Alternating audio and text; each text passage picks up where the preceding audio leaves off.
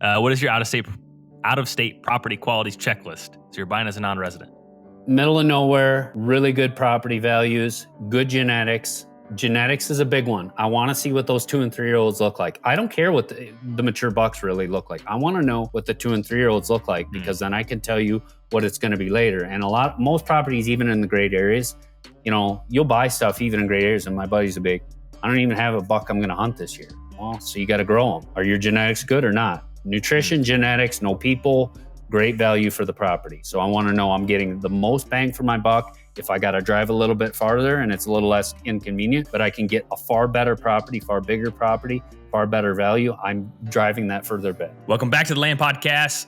This week we have a rehash of a live event we did with Skip Sligh on the Whitetail Master Academy. Every single month we do a live event, and usually they're only an hour, but Skip stuck around and answered every single question from the members on the Master Academy, and we cover a lot. Talk about real estate, talk about land management, we talk about timber, we talk about everything that may apply to you if you're listening to the Land Podcast here. So as you know, the Land Podcast is brought to you by Onyx, and we're kicking off the season with an Onyx event in Henry, Illinois, 6 to 9 p.m., September 5th. And we're going to be premiering a unseen episode of Whitetail Cribs, and it's going to be a good time. Nothing crazy. Free drinks, free food. Come out, hang out if you're in the area. If you're driving like 7 hours away, I think you may be a little disappointed. So I would say if you're somewhat local and you have the evening free, you're more than welcome to come out and hang out and watch Whitetail Cribs. And that is it. I hope you guys enjoy this episode with Skip. And if you haven't checked it out, we did 2 episodes on the Whitetail Podcast the last 2 weeks, or I guess the last 2 or 3 weeks with Skip. So those, go check those out if you haven't done so already. And this is all about habitat, land, and real estate. So here we go. It'll come down to how well did this go. Oh, this was a train wreck. Don't put this on YouTube. Yeah. Now we're live, so that'll be the beginning of the video. So, well, no, Skip, thank you so much for hopping in here. It's been a couple months since you joined our last live event.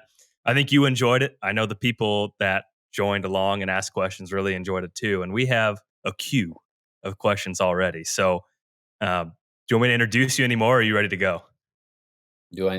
Whatever you think. You're the boss.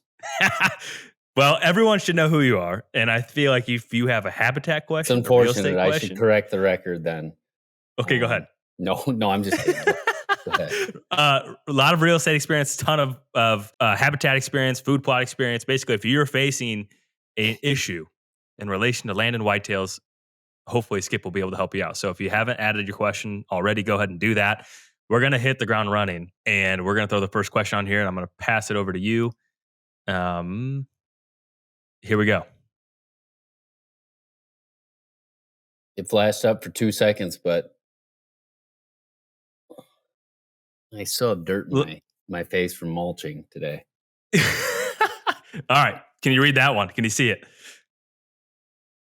Yep. Okay. So if it's heavy ag, can you use a useful cover without waiting 24 years? Oh, for sure. So I'm just going to put an acreage on here, like call it 100 acres. So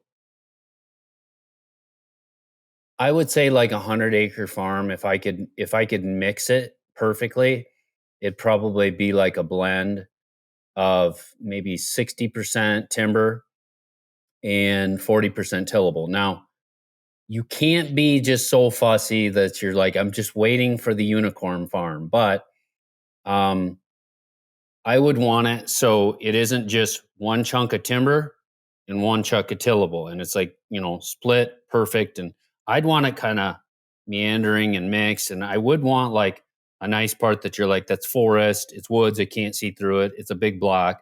And then whether they're fingers or I want a lot of diversity. So I'd say 60% timber, maybe 70%, and then I probably wouldn't want to go below that. Ideally, with the tillable, so like 30% tillable at the least. Now, when I say don't be so fussy, so that's what I want for myself. Like, so if there's 100 acres that's 90 timber and 10 tillable, does that mean I won't look at it? No, it doesn't. But ideally, yeah, around 60, 70% would be ideal. And there'd be a lot of diversity and like hidden fields and just seclusion, stuff like that. And then I really can get basically vacant land that no deer live on. Like I use like open pasture as an example. And I've taken that challenge of being like, no deer live here. Let's make it so deer live there now. And it's literally just nothing there. And, 20 years for a tree to mature, that was on the question there. I would say, the real question is how many years if you planted trees and shrubs, the right combo, until deer are living there. And it seems like it's a long time, but it's not. I would say like no deer live in this field. It's just a blank nothing. To hey, deer are coming out of that. Deer are coming to the food. 4 to 5 years. And most people clearly they want instant results. People don't want to wait for things. I get it too. Um, but a lot of times people say, "Well, I'm going to plant CRP." Well, how long till that's good? And I can make it so it's good probably second year, but that 2 years, but it's not going to be as good as timber or planting trees or shrubs. So, I would, if you had a farm that was really like vacant or open, I would very much think about doing trees and shrubs, and the cost share money. So, I mean, obscenely good on getting it established.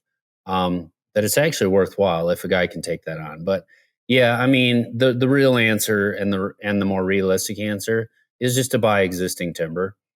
Um, the timber I'm walking out of right now, like I'm walking in the house from running my tree mulcher. I was just telling Jake before this started, like, uh, it was stuff that probably it started growing 20, 25 years ago, like cedars and shrubs and some nasty stuff, invasives. And it just got so choked out. My buddy's like, dude, I don't even know how to fix this right now. So I went in there and just ran my mulcher through there and started to thin it out because like deer weren't using it. And this is a very good farm that most people would know what farm it is.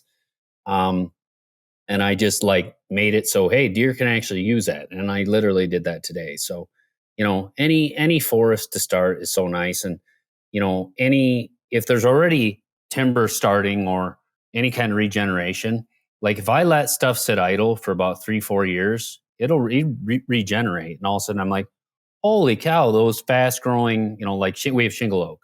Those shingle oaks are you know, maybe waist to shoulder high 4 or 5 years later. And if it's in CRP, technically I got to go take care of it. And that's why I know how fast this stuff grows. Because like I've got a CRP contract that's 4 years in, and I had to go cut a bunch of trees out of there. So it goes really quick. But yeah, to circle back, 60 to 70% timber is ideal. And then if it's like, hey, I found one that's 40% timber, but it's a great deal, do that. Don't rule anything out unless it's like so far like, I was thinking around half or 60%, and I found one that's 5%. Don't do that. And I'd rather almost buy something that's all timber and then carve out food versus no timber and trying to add cover. One's far easier to fix than the other. The more timber, open some of it up is far easier to do than there's nothing and I got to make deer live there, which I said you can do, but it's far more work going that route. But Yeah, don't rule anything out.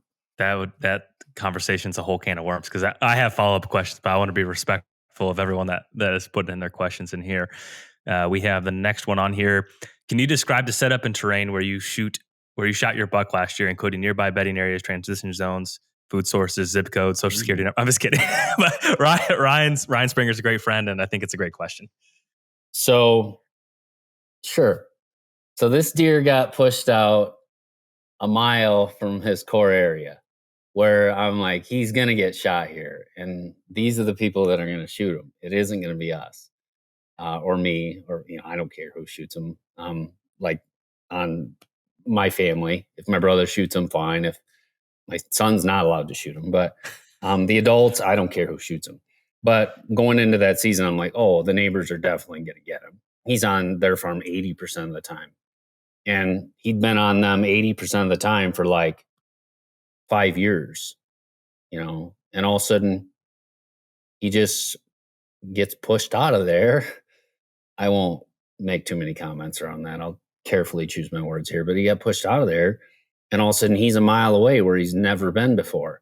Well, where he wound up would be an area basically in the center of my farm where there'd be like a 40-acre block of timber right in the center. And it's surrounded by like ag, CRP, and then there's just some draws coming out of it. And there's everything a deer would need. There's a creek down below. I put water holes in there. So they had plenty of water nonstop. And then the season before, or the winter before I shot this deer, I had gone through there like I kind of do everything and just touched up some TSI, like dumped some more trees, created more structure, opened some stuff up. Like it was TSI that I did 6, 7, 8 years ago. Well, I kind of did it again. And just so there's successional growth, successional change all the time. And I never went in there though. So a 40-acre block of timber with everything he needs around it, little plots, big crop ground to the north, big crop ground to the east, CRP, center of the farm, nothing messes with him. I can go through CRP grass to get to it. So maybe a half mile of CRP grass, just slip through there, nothing sees me coming. And I get right on the edge of it where I cut the wind just right, where I could hunt it with a north wind. And I thought he was going to come. So I had it with a north wind, and he was coming. I was looking to the east, and he'd be moving to the west. So as long as if he got past me, he'd get my wind. But by that point, that's okay. And the concern with that, like, my wind's out of the north, and if a deer keeps coming to to the west, eventually they'll get downwind of me. And it isn't that I'm worried about him getting downwind of me; it's the other deer. So, and then them busting, because it was October, and I knew, I actually didn't know he was in this spot. I was just had a gut feeling he could be in. There's 2 other spots I thought he'd be in too that were kind of similar setups. Well, I knew these deer kind of funneled out, and they kind of went to the north of me. So I wasn't worried the deer would get downwind of me, any of the deer. And a few did early, but it didn't screw anything up.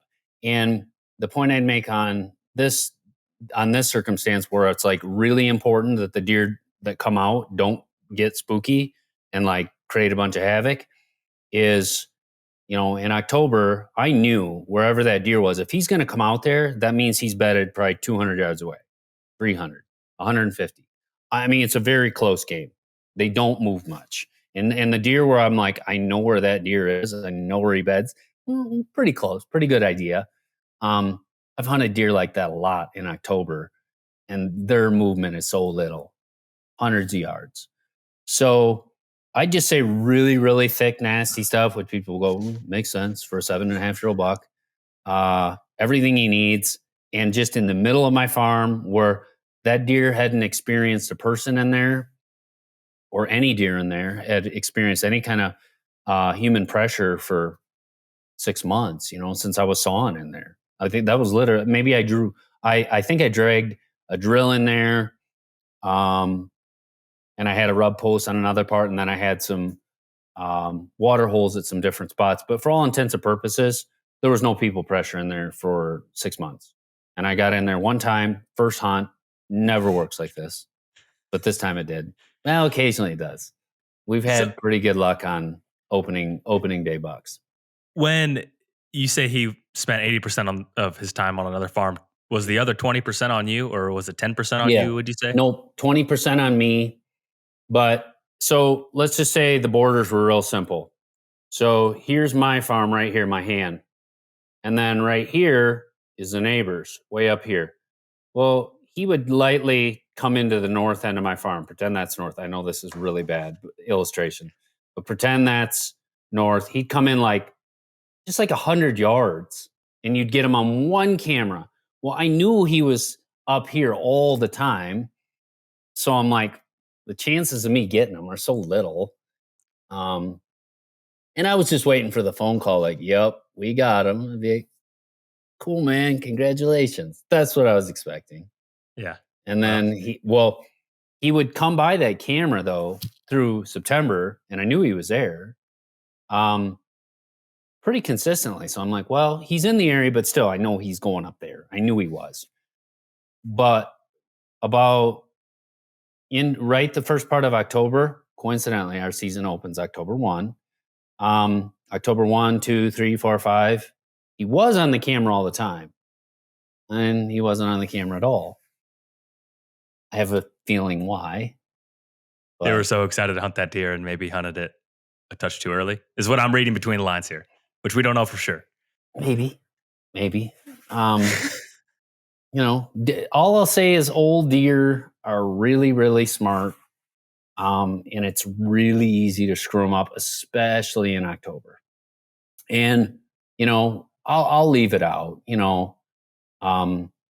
but the deer relocated for the first time at least a mile from his core range. And he had a tiny core range, tiny, like 40 acres, 50. And I've never seen him out of there. And also, coincidentally, he's a mile and a half away, starting October. And, I had 3 spots that I guess he'd be in. And I was sure on this one. I'm like, unless he died or something, got hit by a car or who knows. I'm like, he's in one of these 3 spots. And I had no reason, like trail camera photo or, like that. No reason it was just my gut. It's just like, I know he's in there. I know he's in one of those 3 spots. And it was the same way with that 241 that my brother shot maybe 2 or 3 years ago. We didn't know where he was either. And I just started going, okay, let's try hunt here. He's not there. And then I'd put a camera there, or I had a camera there, and I'm like, he's not showing up. And all of a sudden I just started going, we did this one in reverse, where this one I got the first hunt, right? The 241, that deer called Angry that we got, my brother got, we tried all the spots. And I said, there's 1 spot left. And because let's say there was 10 spots we tried. And that probably was about right. It was a guessing game. So we tried all 10 spots, or we tried 9 out of the 10. And I kind of had that feeling he's not in any one of these 9. Like I hunted it right. My brother hunted it right, and he did not show. I was convinced in my mind that because he's not in these 9, he's in that last spot. And I said it to my brother. I said, dude, I'm telling you, he's feeding in that corn, and he's coming down, and he's bedding in this thicket, like a 20-acre thicket right there. And the wind is perfect to get in there, because the deer was feeding to the west. And I said, if you slip in there in the morning, really, really, really early, just in case, just so you don't bump them, and just be really quiet, and then get your wind to come out of the north again. I think he's going to come straight west, straight under you. And I think that's where he is. And he's like, I don't think so. I'm like, dude, he's in there. And I go, tell you what, if you don't hunt that tomorrow morning, I'm going to hunt there. So tell me right now. He said, all right, I'll hunt it. And he got him the next morning. In October on a morning. Yeah. At like 9:30, 10 o'clock. I'm like, what? I was surprised at that one. That's fun. Yeah, all right. Pure luck. I don't know. Well, here we have David Powell. What is the number 1 improvement to a farm that has the greatest impact on appreciation? So more of a value add. All right, I'm going to hit it 2 ways. I still say the thing that's going to help you appreciate your farm is better deer habitat. And you're like, but is that appreciation? It is. If your farm holds more deer and you grow bigger bucks because of it, your farm will be worth more money. Now, so then you say, well, what things can I do so I have bigger bucks so my farm's worth more? And I'm going to answer this both ways. Because there's another way which a lot of people would ask this question too. I would say timber stand improvement and food are the clear, easy ones. But they're easy, but most people don't do them too. So, by having just crazy good browse in your timber stand improvement done properly, open areas, sunlight to the floor, great browse, lots of structure, thermal cover, more bedding areas. Hey man, they used to bed in 2 areas on my farm. Then they fought over it. The mature bucks liked these 2 secluded spots where they had good vantage points. Well, they fought over them. Now, instead of 2, I have 20 or 30 of those spots. Well, you're going to hold so many more mature bucks because they don't have to fight over the 2 best spots. They have 20 to fight over. So you'll have way more bucks. When you have more bucks, now you can literally shoot more, and you'll have some culls to shoot, stuff like that. But you will have more mature bucks. When you have more mature bucks, that farm's going to be worth more, and you can document that. So it just is. And then, so best bang for the buck is timber stand improvement with food. And, I've talked about food in the past, but like diverse food sources, stuff that, something that's there that feeds them 365. And I always say, do a grain and a green at a minimum, like, okay, I did a cornfield and there's a clover plot next to it, just so there's diversity. So that actually helps appreciation with ground. Now, the other side of that question, where I know most people are going with farm appreciation, would be like, is it like gates and, making things look nice and gravel? And I know somebody that does gates. He's a professional. You got to talk about your skills as a gate installer. Yeah, I put a gate up on a farm, and it was my first gate I admittedly ever put up. And if I was getting paid by the hour, I would have done well. If I was getting paid per gate, wouldn't be in business very long. What if you were paid on the quality of the job? Oh, there's not enough money in the world. This is the best gate installation I've ever seen. I thought it was personally. pretty good. It was pretty good. So people are thinking along those lines, like, it's kind of like a house. What can I do? Do I need a new roof? Do I need to put new carpet in? Do I need to, paint it? People are asking that about farms too. So, if there's production involved, I would do things that add to the farm rent.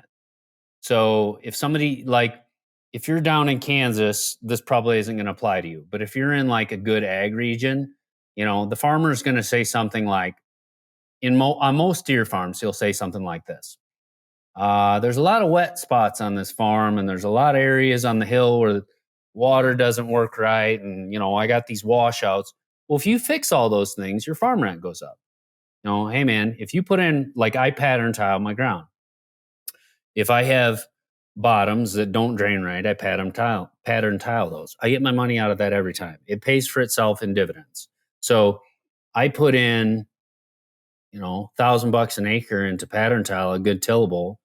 Let's just say, hypothetically, I buy the ground for $6,000. If I go put $1,000 worth of pattern tile in there, I'm usually at 8 or 9. Now, there's 2 reasons for that. One, the farmer will pay more money because he's going to raise far better crops. He's not going to say, hey, on all these acres, 20% of the acres, it's a total loss. I don't even want to rent it. Or, I realize that 20% of my acres that I pay you rent for is going to be junk, be worthless. So if you fix that, 1, you'll raise better crops. 2, it looks far better because you fix like washouts, you fix erosion, stuff like that. And the farmer's paying you more now, so now your ROI is higher, looks better, like I said. And that, I'd say simple math on that's like, on tile is like, for your $1,000 investment, I've never seen it where I don't double that, and what I get back out of the property. So like I said, I pay 6, I put $1,000 in tile in, so I'm at 7, and then I often could sell it for 8 or 8,500. And the rent's higher, and the farmer wants to farm it now instead of like, I don't want to mess with all that. It's just, it's a huge value add. Now, the more simple things for a deer hunter, 100 acres, hey dude, the tillable is not a huge component. I would still do things to make it convenient for a farmer. I think like screens for the road. People know it's secure. Know you're a serious hunter. Having blinds set up where it's done right, where again people know this dude knows what he's doing, and just how you design the farm, and how when somebody walks it, they're like, "Whoa, this guy has made this farm really, really awesome on all fronts." It's screened off. It's got gates. He's got a lot of cameras around, so I know he's been on the ball with monitoring it. His blinds are set up right. His stands are set up right. His food plots are done right. So spending the money to do your food plots properly, proper fertilizer, proper spraying, that's an investment. It pays in dividends. all those things. There's not a whole lot of activities that really don't pay for themselves if you're fixing the core foundational issues of a farm. Hey, there's a washout there. I can't get across. Fix it. Put a tube in. Anything you think of. Because I know when people show up to a farm and they see all these, these things that are like, oh my gosh, I can't even get over here because there's no crossing. The tube washed out. The field, I got to go slow because there's all these big washouts in the field or something. It just turns a lot of buyers off. So have all that stuff looking nice. And a lot of that stuff's super cheap. Like, hey man, run your D6 in there with an excavator. And my buddy will send me a bill for $2,000 and I paid for a tube and some rock. And, he fixed every issue on a smaller farm for a few grand. That's just money well spent. And don't be afraid to spend it. A lot of people won't. Yeah. The limited experience I have with equipment and paying for it is your money goes a lot further than what you conventionally would think. And it can change how a farm feels so quickly. Like until you see it happen, it's hard to believe. Dozers with a good operator is always money well spent. I mean, I can go get up in a dozer and get stuff done. It's just, I'm not in a dozer every day and I didn't spend 20 years in a dozer. Can I get it done? Sure. But I don't go do that myself because I'll hire somebody that'll come out and he'll be, it's whatever, $200 an hour for my really good dozer. And I'd rather pay more for a good dozer and a good operator than, well, this guy's 150, but he runs a machine that's, 50% slower. I'd rather pay for the guy that's really good. As long as I know he's good, he's sharp. He does that all the time. If I could run it myself, he'll probably go 3 times as fast as me because he knows all the little tricks. And the end product will be far better. So there's certain things like know what you don't know.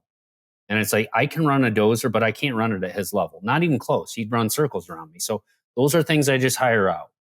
And as long as you get an honest dude that's like has a good reputation, no brainer. Get everything done on your farm as quickly as you can. Yeah.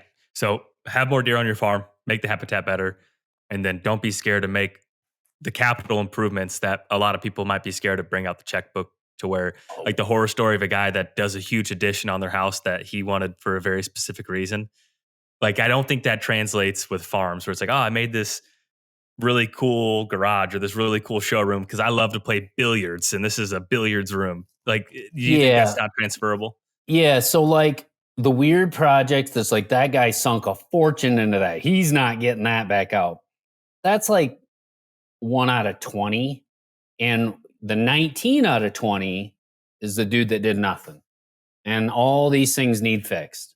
Yeah. I didn't want to. And you're like, some of these things, I'll look at it and I'll be like, okay, I'll just make figures up. But you're asking $500,000 for your farm. $500,000. I can fix these things. My guy can come out there with the dozer, or most of them I can fix if it's not heavy machinery like that, for $5,000. And I'll just look at it and I'm like, you want $500,000 for this farm, but you wouldn't put $5,000 into it? And that happens most of the time.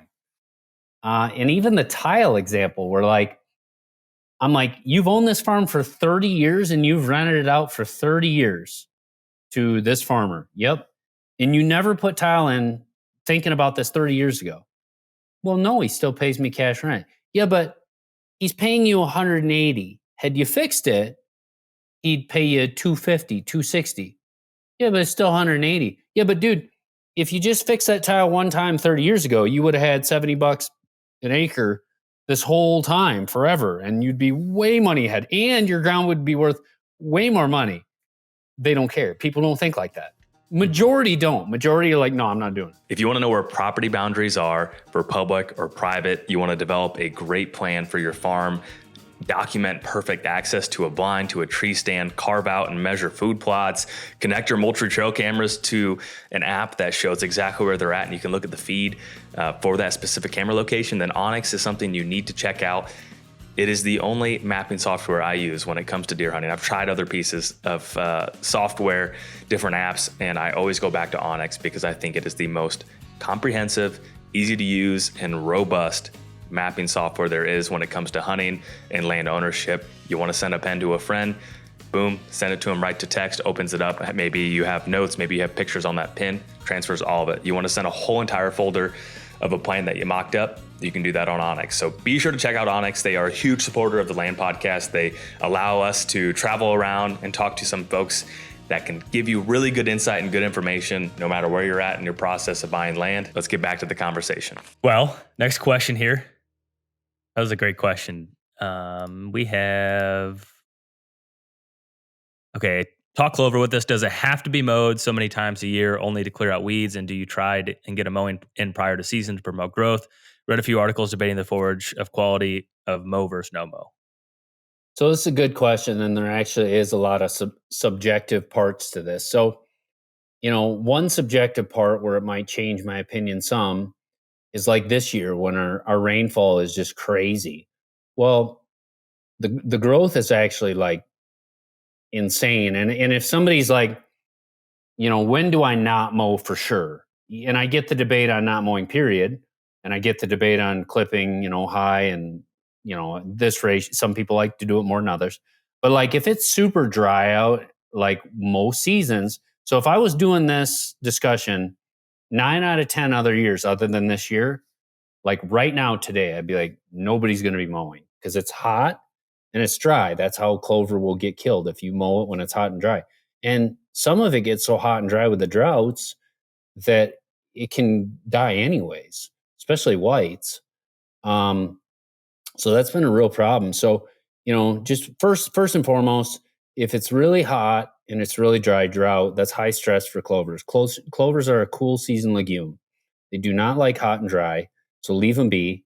A year like this, where you're like, holy cow, there's tons of moisture and there's tons of growth. Now, with that, you'll probably get more weeds, and you'll have a lot of tonnage too.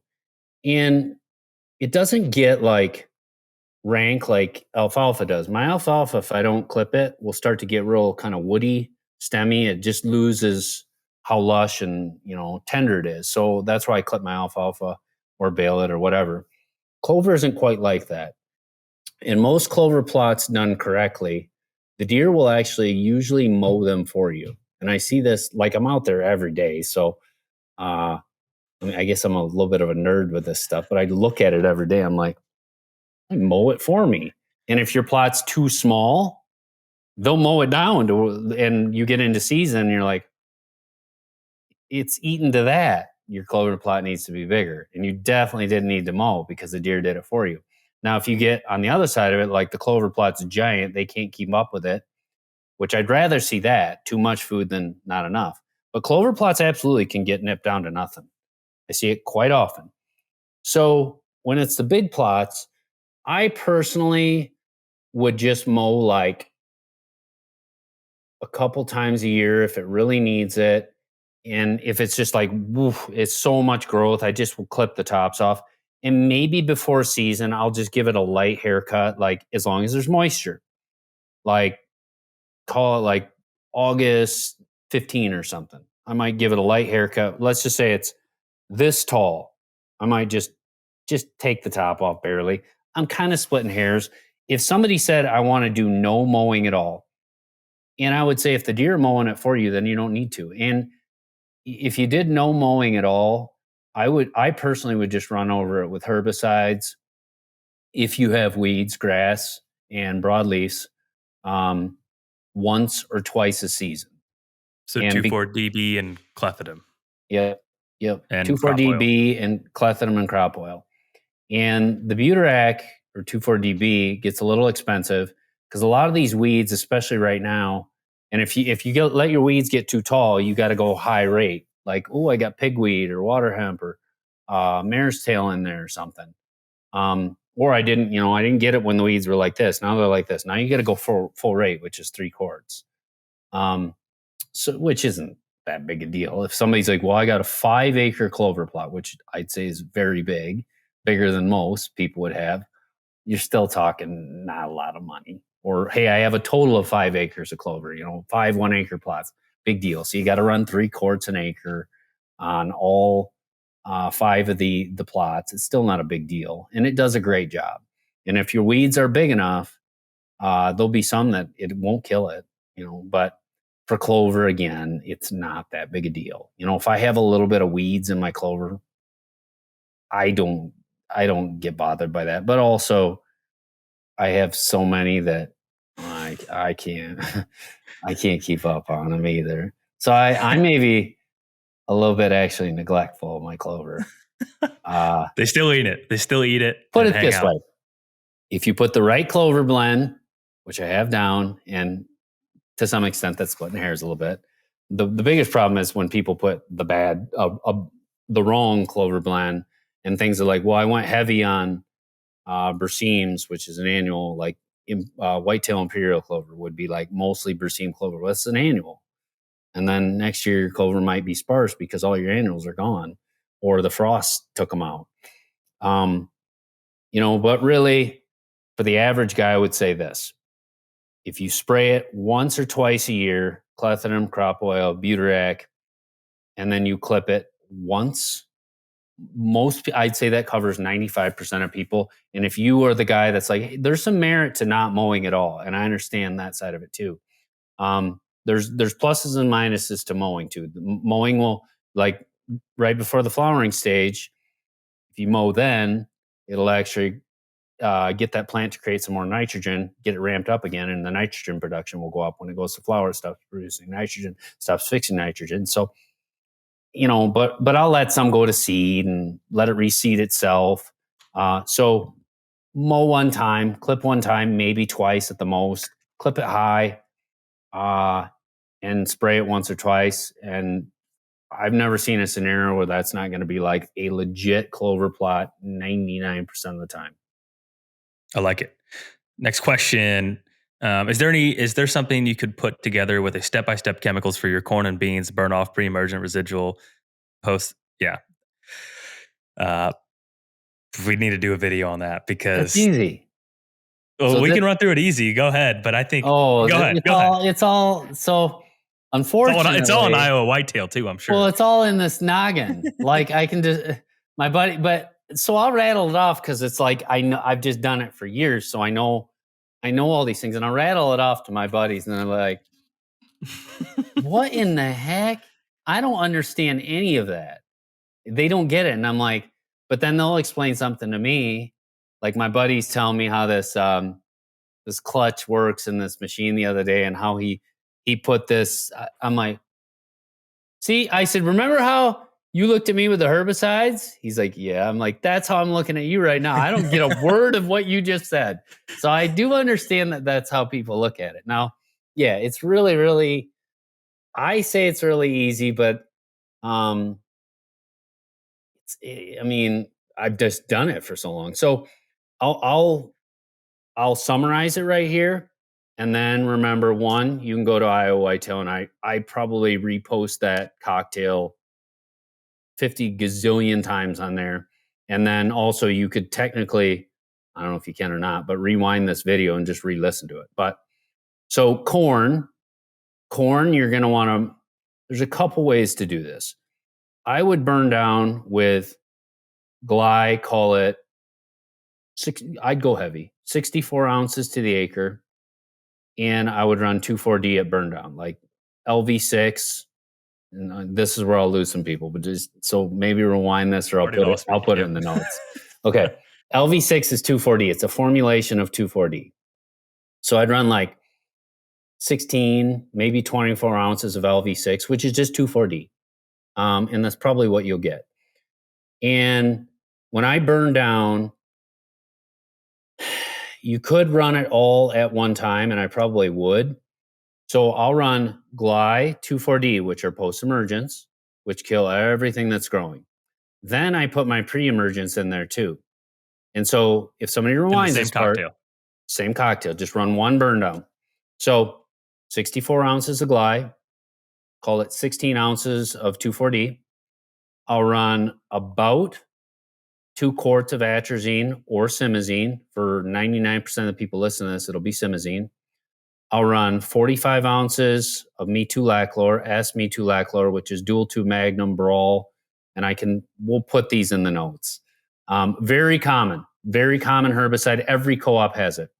So anywhere from, call it 40, 45 ounces of S-metolachlor, which is, like I said, is dual 2. Everybody has this. And you can order all this stuff online, by the way, too.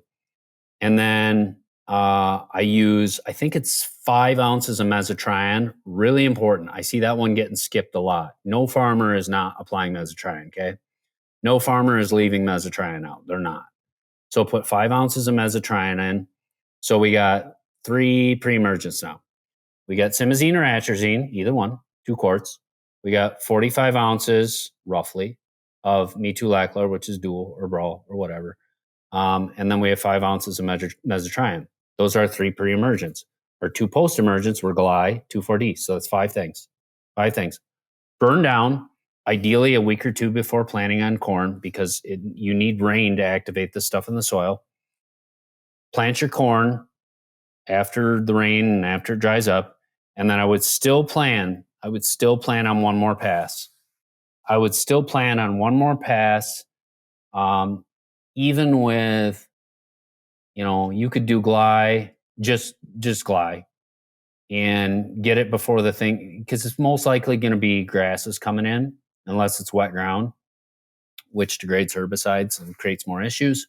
But most of the time, the second flush is grasses. But Gly takes care of most things, and as long as the weeds don't get too big. So I just say, when the corn's like this, and I could give you stages, V6 and all this. But when the corn's like this, just hit it one more time with Gly. You're good. If you want to add, more metolachlor in there or something, you can too. If there's certain weeds, you're like, I got this really bad broadleaf in here, you could tweak it a little bit, like adding stinger or something. And then you're done. So one more pass, you're done. Somebody goes, whoa, that was a lot of things. Okay, it's 5 things to add. Where you go, it's just like a recipe. Add these 5 things, mix it up, and you can order all these 5 things online and have them shipped to your house. Open them up and go, okay, here's the quantity. Just mix up. It's super easy. Just do it one time. After you've done it once, it's easy. And then just realize I'm going to hit one more pass, and your corn will be amazing. Same thing with beans, different herbicides. You're still going to burn down with Gly, 2,4-D. Those are our post-emergents. You're going to use that with beans as well. And, a guy could maybe use dicamba or something like that. I probably wouldn't. But so you'll burn down with Gly, 2,4-D, and then pick your cocktail. And what I mean by that is, like, I like using Fierce XLT. It's awesome. It's amazing stuff.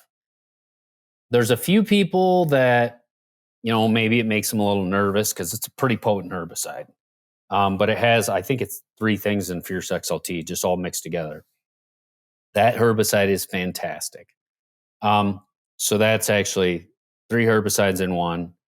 And that'll be really clean. And then, so if you're like, I don't like Fierce XLT, you look into it and you're like, I don't like that Fierce XLT. It's got this risk. And I would just do it at burn down and let it rain and then dry out, then plant and get your seed deep. That's the downside with Fierce XLT, is you can't have like beans on the surface. It can't touch the seed. They need to be sealed in a furrow. And if you're like, well, I don't want to deal with that. Okay, look at and I'll just rattle these off, like Anthem. There's all sorts of anthems. There's Zidua Pro. And really just go to your co-op and say, hey, what's a good bean pre-emergent cocktail? And they'll say, like I just said, Zidua Pro or Fierce XLT or something like that. Now, if you were to go and ask that same question to your co-op for corn, they're going to say Acuron. And Acuron actually has 4 pre-emergents in it, which is the same idea. I listed off the individual ones, with the corn. I list them individually. You can buy cocktails with all this stuff in it. You just pay a little more, which is probably a very wise thing for some people to do. Just get the cocktails. With Acuron, that's the only difficult one, and that's why I mentioned these individually. With beans, I don't have to. I can just buy the cocktail. With corn, I mentioned them individually because there's the atrazine component, which is restricted use. Most people can't buy that. So that's why I did those individually. If you had your license, just go ask for Acuron. Done. Acuron's fantastic. There's another one. I think Don was selling it. I think. What was he selling? I don't like it as well, but that's all right. What was that? Because I have all these herbicides on my phone, and that was a premix for corn. Um, what did he use? I know what. Give me 2 seconds, and I'll tell you. Okay. Yeah, I've used all of them. I mean, I have experimented with one cocktail to the next and the next and the next. Acuron by far is the best. So, okay. He was using, God, it's right in the back of my brain too. I don't know. I'm on the site.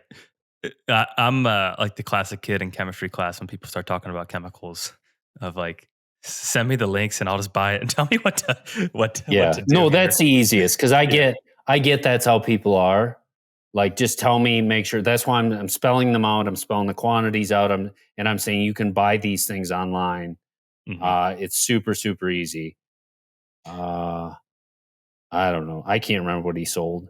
I can run through. We got Drexel Foma 1.88 volunteer herbicide, which is clethodim. There's a Methylus MTZ generic boundary, glufosinate, simazine, which we Glufosinate, talked about, Liberty, Drive XLR8, this Drive is chlorelect, quinchloric, Resicor. Resicor. Resicor is good. It's not going to be like Acuron. It's not as good as Acuron. I Which like is Resicor.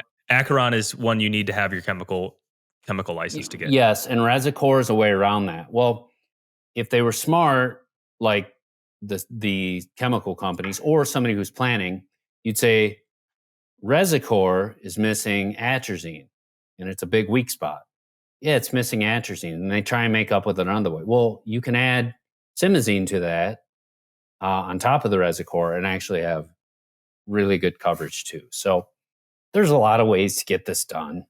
And there's also, most people probably don't care about this, but what I listed is also like very cost effective. You Right. start getting into, we name it this and we put these things in there and we just charge you triple. Yeah. And they just, it's just so much more expensive. Like, as a farmer, if you're like even a couple hundred acres, like that makes a huge difference on knowing how to, and it takes me 2 seconds more to put these Yeah. bottles in and mix it myself. I mean, it saves you a fortune. It's a margin changer. Hmm. I mean, considerable. So just think of that. But what I said, you can buy one Acuron product too that doesn't have atrazine, and then just add simazine to that. So the That's a good tip. quantities are there. The beans, again, it's the same thing. Just go like Fierce XLT, Zidua Pro. I'm trying to think the ones I've used in the past that were good. Just Fierce XLT's next level as far as the weed control is just so phenomenal. That's all I've done for years. Okay, so there's Anthem and Authority. So, and then on that you can look into it, but there's like Anthem Max, Anthem Supreme. Okay, Authority Max, Authority Supreme. They all copy each other. And like, there's so many others. Synchrony XP. Just goes on and on. Sonic's another really good one. But any one of them, just get a cocktail local that your co-op would carry, and it will be, beans are a little easier to deal with too. So I Yeah. wouldn't be as fussy with my pre-emergent cocktail for beans as I would with corn. Corn, it's, you gotta be on it because you get a real big weed problem in corn and your yield plummets, and then you're like, it's too tall to spray, and then it's just a disaster. So Hmm. you really, I would say, if somebody's like, hey, I do want to be fussy on one or the other, be fussy on your corn herbicides and do the herbicides I mentioned. Perfect. Well, we got a lot of questions to go through, so we're gonna kick it up a gear on speed here. I can talk faster. Skip, this is from the Sly Fox, so your long lost cousin. Sly. Skip, you own in Kansas. Where can or should a guy buy there who is after top end bucks? What if my farm budget is less than $300,000? That's a very relatable question. All right, good. So here's the state of Kansas. Let's see which on your screen. Would this be west or east? That'd be east. The camera This is side's east, right? Yeah. Okay. If this is east, I would stay away from right here. Stay away from here. Kansas City and right there. Don't go by there. Anywhere close to there. This part right here, avoid it. By Kansas City causes all sorts of issues. If it were me, I'd go right here to here. This way, up there. So right here. That's where I go. So north of Topeka and Yes. okay.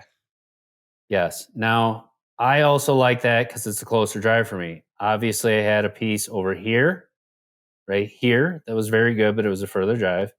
And it was a little bit more money. I have a piece right here. And then right there is where I would go. Now, I looked right here because everybody's like, dude, there's giants. Well, I knew what would happen when everybody said there's giants. I went there and it was a circus. I mean, just way over publicized. And so way over publicized right here. And I mean, just the prices were crazy, overvalued. Yeah. Overvalued. So I just went this way and the prices got far more attractive and the quality, it's actually better. It's better. And then I have this spot, one county that is by far the cheapest and absolutely has the most 200-inch bucks. No questions asked. Best spot I know of. There's for sure the most 200s in this county. And that county is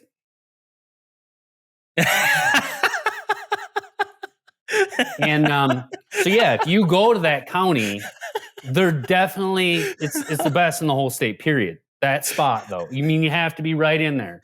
Ground is cheap. That was well played. Avoid the highly publicized areas. Okay, I'll give you two publicized areas in Kansas, and I personally would avoid them like the plague. And my buddies will play the other side of it. And we have this debate often. They're like, dude, it's really good. And I'm like, but the ground's 50% more in price. And if you don't have a giant chunk, there's so many guys in there. Two areas. Manhattan, so like Riley, I think Pottawatomie County. I mean, pounded. Now, my buddies go, but dude, this guy, there's giants there. And I'm like, yeah, he's got a really exceptional farm. The average guys I talked to, I'm like, it got too publicized. South Central Kansas, in my opinion, Barber, Comanche, great counties, giant bucks. But everybody's been saying giant bucks for a while now. And I went down there and the prices got so crazy. I'm like, it doesn't make any sense. And if you have a giant farm, but here's the thing, if you want a giant farm anywhere, as long as the genetics are good, the nutrition's there, you'll be fine. But literally you pay twice as much by going into these big name areas where I can go into an area that costs half as much and it's just as good, if not better. Do you think a $300,000 budget is realistic in Kansas, knowing that you're probably going to be around an 80 to a 90 acre piece or 70 acre piece? Yes, go really rural. I mean, do the research. Like these counties have very few people. Like I honestly would analyze the counties, the population density map. Population density. Yeah. Now, where I would stay away from a county is if you're like, there's no people, but there's also no habitat. You know, it's just open nothing. And if you like open nothing, I'm sure you can find some places with deer in the, that live in the ravines and in the pasture land. I get that. I don't like that though. So as long as there's good habitat, good nutrition, and then good genetics, and the genetics is one I really do want to pay attention to. Go to the most rural counties and the ones that people are not talking about.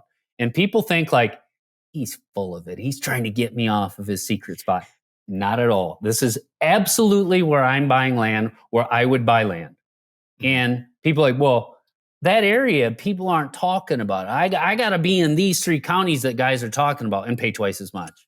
You're crazy. And the average farms That's where it's even more important, because if you have 80 acres, those highly publicized areas, one, they're going to be stupid expensive, double, if not even triple, because the 80s become rare and everybody wants to be there. So the price gets crazy. And then the average farms in those areas are just wrecked because it's so hard to manage. And there's so much attention and pressure there. So get off the beaten path, get into areas people aren't talking about. And you'll have far better luck, far bigger deer, far better age class. And you'll be able to get, twice as much land, if not 3 times as much land. Like the difference, I'll use my phone for the example. I dropped it. The difference is, okay, by Manhattan right here, okay?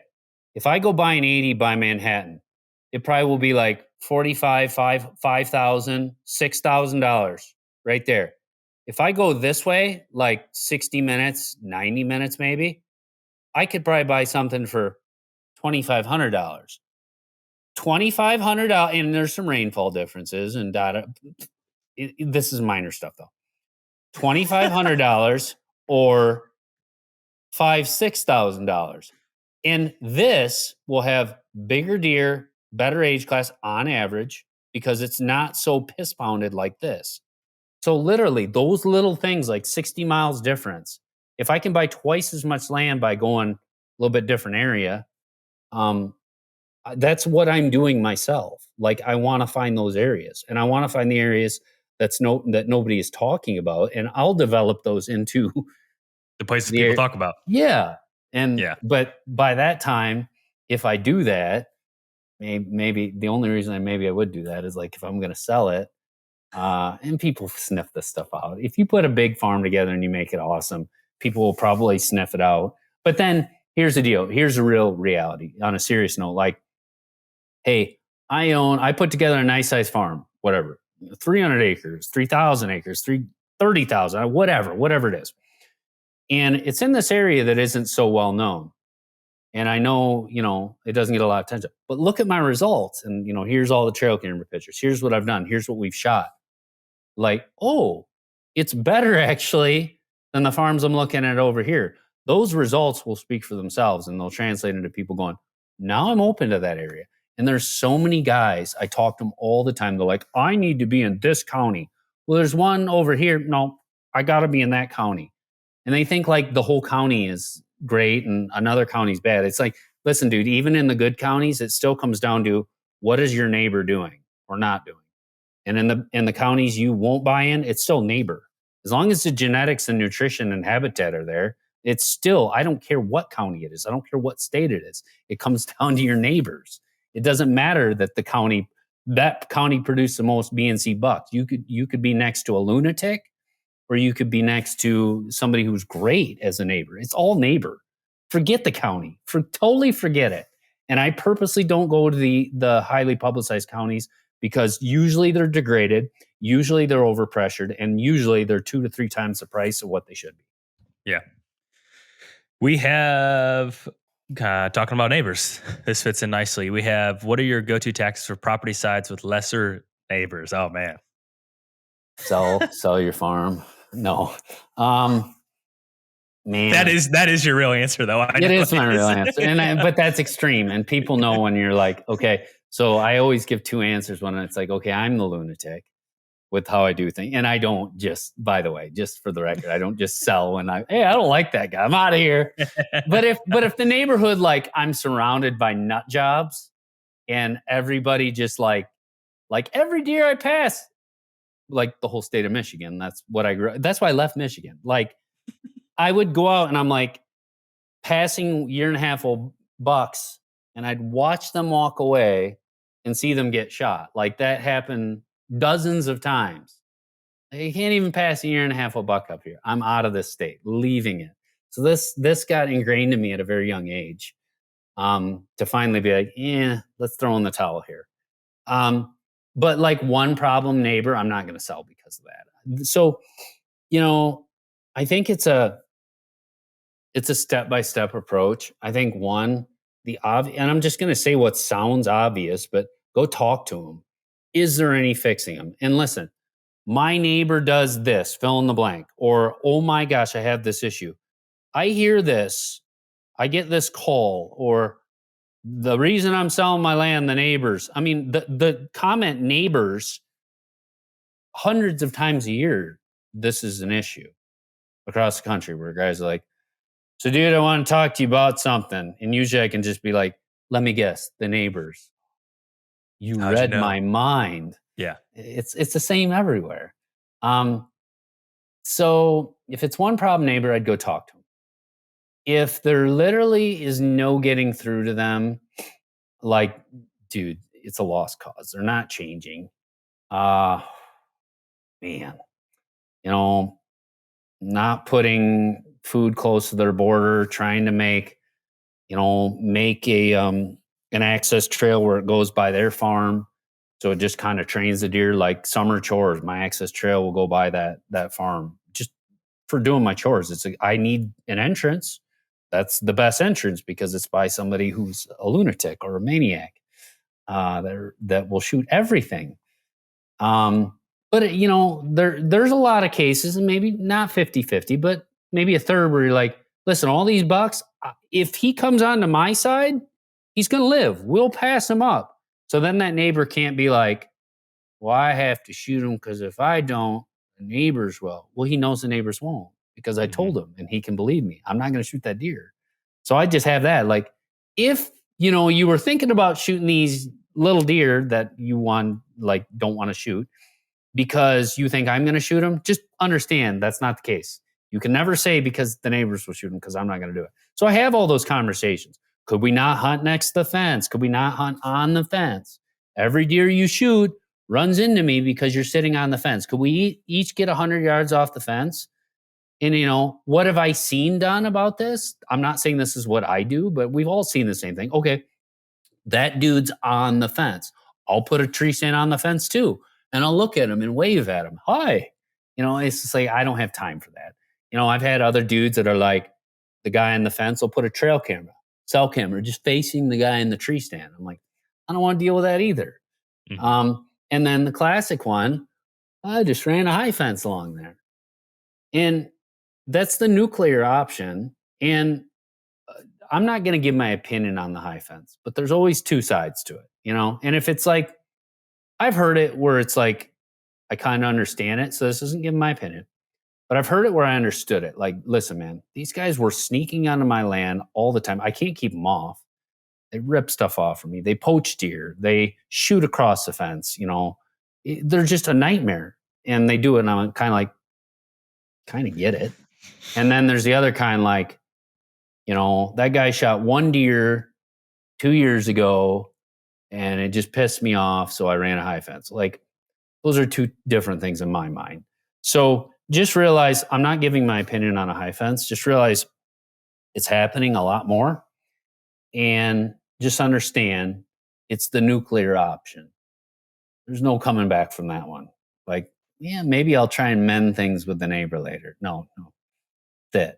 And I have never high fenced anything on my ground other than my tree nursery to keep the deer out. I have never done it on my land. If I'm being fully honest, has it gone through my head? Yes. Would I do it? Have I done it? No. It would have to be really, really, really extreme for me to do it. Now, if somebody said your neighbor is poaching deer and you can't get them prosecuted or the game warden's not doing anything, there's no stopping them. Or even if they do, they're going to keep doing it. And they keep trespassing onto my land, or, it'd have to be just some egregious thing where I'm like, last resort. It would have to be like that for me. But has it gone through my mind before? When you get frustrated, it has. And then I've seen it on dozens of farms where they actually did it. And I don't go there to judge it or say yes or no. I just ask, why'd you do it? What do you think? You glad you did it? I just ask questions. Doesn't mean I agree with it or disagree with it. It's just, I like understanding where people are coming from. It's a nuclear option though. There's no more Christmas cards that probably get exchanged after that. I mean, yeah. My quick opinion is, for someone that maybe, like squirreled away a bunch of money, they bought an 80 and they have roots there. This 80 is where I'm going to be, because I get the other option. Like, well, you could sell it and you can move on. But I'm picturing in my own head, this is truly not me, but I'm just thinking in my own head that it's like, well, I could try to save up a bunch of money and try to buy the neighbors whenever the opportunity comes the next 5 to 20 years and try to get rid of that problem. Or a fence is going to cost me ten to $15,000, and man, I can sleep a lot better at night, and it makes a lot more sense. Like I 100% get that perspective, Yeah, so do and I I. don't disagree with it because, like, okay, I could spend $2 million to buy the neighbors and be cash or land rich, cash poor for the rest of my Oh, life, dude, the or I could put up financial analysis, yeah, this has been given to me. Here's the numbers I ran. oh, I'm Hundreds sure, of times. yeah, I've heard that what you just said hundreds of times, and I just listen. yeah, If they're good friends, I'll say, did you think of this? Or how bad is it? You know, is there other options? And listen, my neighborhood, my farm, there's no high fence on it. I can go 5 miles this way and see high fence. 5 miles that way, see high fence. 5 miles that way, see high fence. It's a lot. It's happening more and more now. When I go into other areas of the state, in other states, I see it more and more and more. You know, in general, do I like that people get to that end? Like, this is an opinion I have. Do I like that people are like, dude, I have no other option? I don't like that. I think it sucks that people, you know, feel like this cornered is to all do I it. can do. Yeah, yeah, You this is know, my but last I option. understand how they get there, you know. Um, and whether you like it or not, it's gonna become more commonplace. So yeah, that's just, you know, and I had some properties that I was quote unquote attached to or never going to sell. And still at the end of the day, I'm obviously different than 99% of people on this, but like I still just look at it as an object. It's still just a thing. It's just a possession, you know? And, you know, if it's a headache, even if I don't know, even if I spent 20 years on it and it became a headache, it's still just a possession. Like it's kind of like a house. I mean, there's memories made in houses, but it's still, you know, it's still just wood and concrete, and you can make another one just like you can buy another 80 acres. But I just look at them a little bit more just like worldly possessions where if it starts to be stressful, that's my time where I'm like, you know, I don't enjoy this. I'm every time I go there, I'm dealing with this neighbor or I'm dealing with this issue, and I love hunting, and the hunting sucks because of this, and this neighborhood. I can just mentally in my head go, time to move on. Yeah. You know, the one thing I don't move on from is, you know, my wife, my kids, those commitments. But a farm, I didn't make any vows to that farm. Many memories as I made, there's no vow that was exchanged. So I would say sell it, but I'm not going to convince anybody with that. It's just my view. Yeah. All right. Well, we're a little over, so we're gonna go through all the questions as All right, rapid go. as rapid I'll as try and be possible. far more pithy here. Okay. Had equipment setbacks this summer on good dirt. What steps would you take to build on a solid fall plot in a fallow field or lake bed with 6 to 8 foot broadleaves? I've got ideas. It's similar latitude to you, so I'm guessing I had to trim this question up. So basically, and I'm pretty sure I know who asked this, so I can add some more clarity. Picture a 6 acre lake bed. It's dry. Yep. It's fallow. It's tall weeds right now. What Yep. does he do to get it ready for a fall food plot? Um, I would probably brush hog it. Now, some guys would say light it on fire, which good luck killing those weeds. I would bush hog it for sure, and then you know you could spray it with Gly and heavy 2,4-D and probably kill it off. Then you could light it on fire. Then you could disc it. If it's on a lake bed, that tells me there's probably moisture there and probably a lot of it.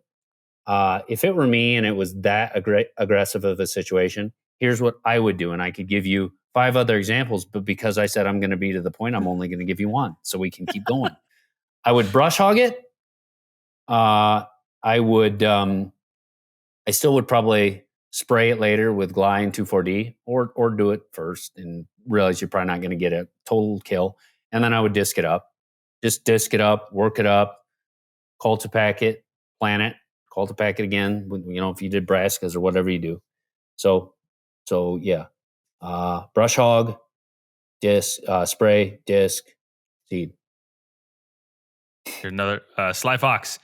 Why hasn't my I like Iowa this Whitetail guy. Forum membership been approved? Sitting dormant for nearly 2 years. We got to get this guy approved.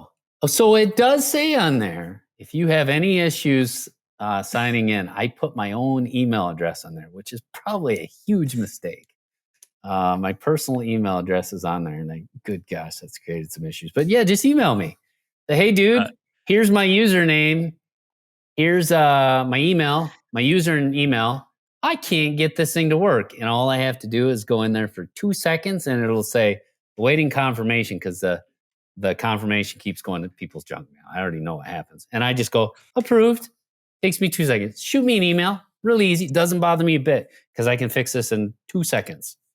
Skip Sligh at hotmail.com. Yes. So everyone can email you right now. It happens anyway. Cell phone's the worst one. The phone, yeah. Hey, got a quick question. Well, my calls just get screened, and if the number's not in there, it definitely is not. That's why you never answer. I will never answer my phone if the name's not in there. And 70% of the times when the name is in there, I'm like, not answering that. We got the next question. If you didn't have your financial prosperity, how would you manage your deer and land desires as a 9-to-5er? So I was that 9-to-5er, and I still am. I'm not even a 9-to-5er. I'm a 6 to 9er. 6 to 9, yeah, 6 a.m. to 9 at 6 night. p.m. Like to 9 I p.m. stopped early, like walk in like this. I got paint on my hands. I was mulching all day. I'm smell horrible because I was sweating in this heat. I still do it. So I'm unemployed, and I work from 6 to 9. No, I started. There's not going to be too many people who are like, I started worse off than that guy. We had nothing, really, really bad, like really bad. Yeah, and so I'm like, okay, I'm broke. My family's broke. I really want land, but the good part, so my prosperity started at 10, 11, 12 years old when I want land. And I'm like, but I only make $7 for these lawn jobs. Well, I'll get 7 lawn jobs. There's, close to $50. I'll just do 7 of them, and I'll start saving. And you just have to save little bits. So I started at 10, 11, 12, putting it at Edward D. Jones, just putting as much away as I can. And then who told you to put it in Edward Jones at 10, 11, 12? My grandpa, who was really good with money. He owned a small business, a plumbing business. And my parents were broke, and my grandpa was my mentor with money because he was good with money. My parents weren't. Mm-hmm. And we were broke. And they had 7 kids, to their credit. Like, it'd be like today's world. Like, hey, man, I have 7 kids and I make $50,000 a year. You're broke with 7 kids. That was us. And it was even worse than that. Like before my mom got remarried, like single mom, and not good, really broke. Are you the oldest of the 7, or where do you fall? Okay, yeah. Right. Okay. So really broke, and I was the one that was like, still say I got ragged on the hardest, and I had to do everything. I'm like, why don't you ask my younger brother? So I pick on them for a little while. I always got picked on, but they made me work like where I didn't even like it. I'm like, oh, I don't want to go. Like, and I was telling my son yesterday, I said, hey, right now, I would be in flower fields weeding with kind of like a machete, and I had a bent curve. I'd be doing that all day. I started at 7, and then I got out at 4:30. And my son goes, how much did you make? I said, $4.25 an hour. He's like, was that a lot back then? I'm like, not really. And so I made $4.25 an hour. But so if I made $4.25 an hour weeding flower fields in the hot heat outside, miserable out, and you're like, okay, your paycheck was $160 for the week. Well, I would take 100 of that and bring it to Edward D. Jones, make the majority. And well, I just did that for 20 years. Well, no, from 10 to 21. So 11 years. And then when I hit 21, I went through college really fast because I'm like, I want to get out of here and make money. And I'm just like, what job pays the most? That's all I said. What job pays the most? I don't have to be behind a desk. Okay, it's this job. Okay, I'll take that job then. And then when I graduated, I had $40,000 saved because I'd saved for 11 years. And it took me 11 years to come up with 40 grand. 11 years. And then, so at 21, now I'm 46. So 25 years, I just kept going and going on every spare dime. And then it just gets into common sense here, and everybody heard this one a million times, but like, I didn't buy new vehicles. I lived in cheap apartments. I didn't care about all these stupid things that went down in value, like vehicles. I never had a vehicle payment, ever. Never had a vehicle payment. I didn't run up credit card debt. I didn't buy anything on payments, nothing. And then I got a cheap apartment. Okay, so you got a cheap apartment. And I got a roommate, which I didn't like. I wanted, but I'm like, more money for land. So I made all these sacrifices. And then while I was doing this, while I was building land up, I just worked myself. I worked all the time, but I loved it. Like me working today, getting done early for this, I'd be working till right now because I like it. And today it sucked. But, it's just a grind. It's just constant. It's just ambition, discipline, common sense, and nothing happens fast. I'm 30 some years into this. So it's just a grind. And you can start from scratch. All you need to do is have the down payment for your first farm and then just go, I'm doing it. And so, hey man, I saved 10 grand. All right, what do you need to get it up to? I got to get it to 15. Okay, so get it to 15 and tell yourself within 12 months, I will have a farm bought, and then do it. And then keep going. Don't get married to it. Keep going. Fix it up. Flip, flip, flip.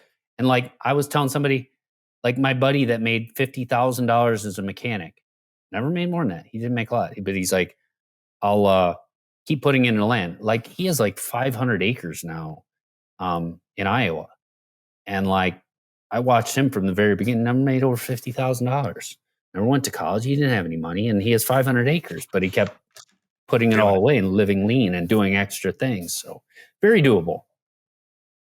Fair. So just make it happen. But based off make it happen. Get it done.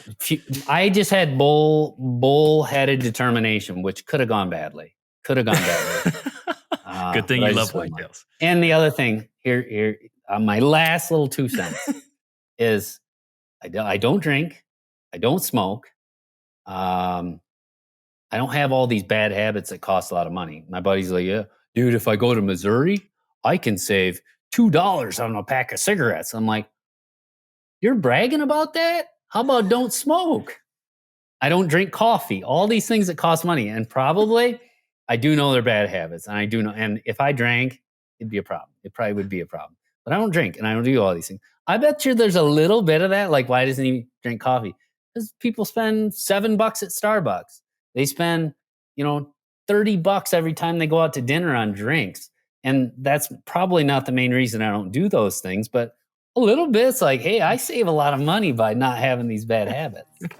Buckland Funding. If you don't know who they are and you're looking to buy a piece of ground, I encourage you to reach out to them. They're chartered in multiple states across the Midwest, and they understand recreational land. I've said it a million times here on the podcast. The most important piece of buying your first piece of ground is finding a partner, finding a bank that understands what you're trying to do, that has competitive rates and understands the world of recreational land, because not all banks are created equal, and Buckland Funding understands our crazy goals of scooping up a piece of ground to enjoy it with family, to hunt it, to use it as an investment. They understand that and work with that every single day. I encourage you to reach out to them.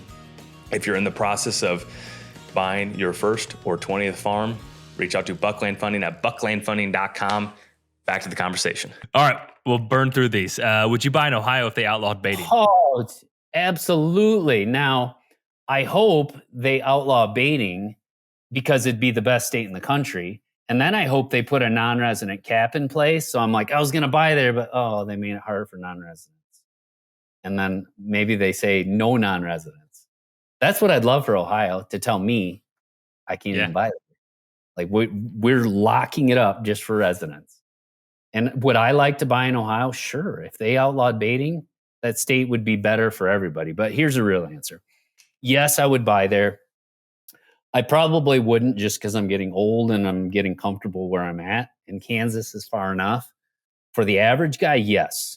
I would buy in Ohio in 2 seconds if they'd outlaw baiting. That would. So here's who would benefit the most. The average dude would benefit the most. The kid that just has permission would benefit the most. The guy with 5 acres that says, I don't have acres or access to a lot of land, but I have some average farms here, over there, they would benefit the most. The rich guys with the big chunks of land are always going to be fine. They're fine right now. They're going to be fine in 10 years. But you outlaw the baiting. Now everybody can't just start killing all these good up and coming bucks and shooting them off of parcels that really can't sustain having buckshot. And, well, I own 5 acres, and everybody with 2 and 5 and 7 acres thinks they have to kill a buck. Well, that is not sustainable. You can't do that, and then they don't shoot does, and that's why some of these neighborhoods just get destroyed. Well, if you didn't have baiting there, then people would have to be like, well, I got to hunt funnels and hinge points and runs. Oh, this hunting stuff's impossible. I actually have to figure out where the deer move. Oh man, it's too complicated for me. Give me a break. And all these bucks would start surviving. So now the average parcels would get so much better. They'd get so much better. And all these guys would be, maybe I don't need to lock up all this land. It's kind of good everywhere. And that whole state would be amazing. If they outlawed baiting, there'd be way more big bucks. The age class would explode. And like I said, the average dudes, the everyday working man would be the one that benefits. And I think that's freaking fantastic. And anything with regulations I think of, does it benefit the kids? The kids that were like me when I was 14 years old going, please, can I hunt? No, you can't. So I'd go to state land and I'd still go, but I'd be like, I was so desperate for a good quality experience and I had no money. I had no means to do it. It was just knock on doors. And when I got permission, it kind of sucked. But if I saw some deer, I put up with things that I think most kids actually won't. But that's who I think of. Fix it for these kids.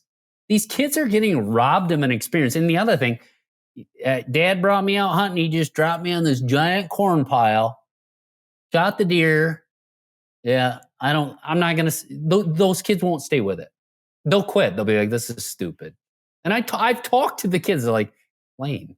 And my buddies growing up, that their dad put them on, we had sugar beets and apple piles in Michigan. All my buddies be like, look at my dad got a dump truck with sugar beets, or look at our apple pile. All my buddies I can think of, all of them, and there's dozens up here. All those guys I went out when I was a kid, none of them hunt, that their dad stuck them on bait piles. It does not retain kids. And the kids go, this is stupid. It's lame. Not for me. Or it was too easy, I waited for the cell cam to go off, went out there, sat on my big corn pile that Dad told me to sit on, and then I pointed the crossbow out the window and shot, or my gun. Deer fell over. That's it.